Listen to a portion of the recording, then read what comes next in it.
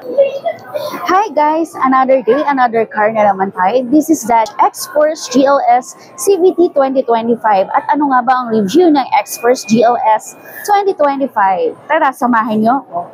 By the way, I'm Hazel from Mitsubishi Pic Motors, Jose Abad Santos. Please subscribe my YouTube channel and follow my TikTok account for more updates, price, and promo.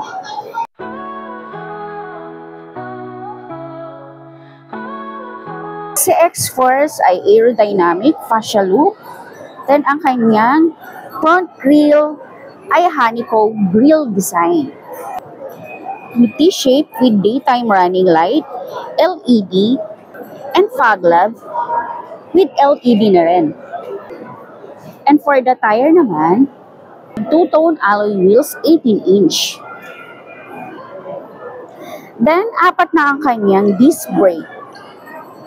So, sa likod naman niya ay solid brake. And then sa front naman niya is naka-ventilated disc. So, ito naman po kanyang engine. Ang kanyang engine ay 1.5. And then 42 tank liter capacity. Then guys, pasok naman tayo sa loob ng unit. Sa X-Force GLS pala guys, naka-keyless operation na rin po siya. Then ito ang loob na driver seat. Ayan. Ito ang kanyang window control.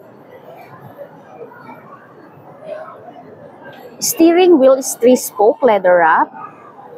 Then, dito naman sa side niya, sa kaliwa, is ang kanyang audio control.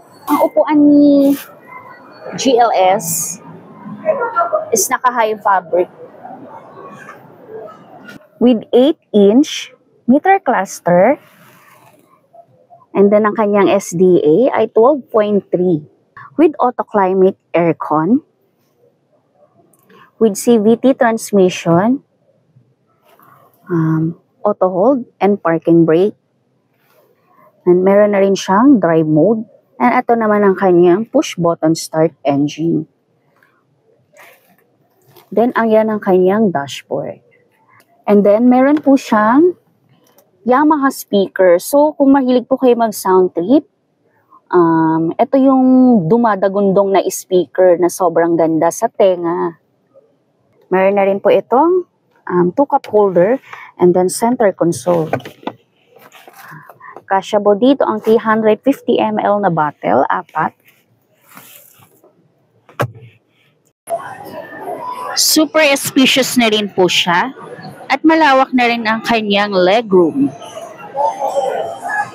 Dito naman tayo sa second row. So, malawak ang kanyang legroom. Very spacious din po siya, guys. Then, ang kanyang upuan is naka-high fabric. With heat guard na rin po siya. Then, meron na rin po siyang aircon vents. And then, meron na rin po siya ditong USB port. Then, sa gitna naman po is meron din po siyang center armrest. Hindi ko lang po siya ma-open. With 2-cup holder na rin po ito. So, very spacious po siya. Long drive. Mahaba ang biyahe ninyo. So, very comfortable po siya.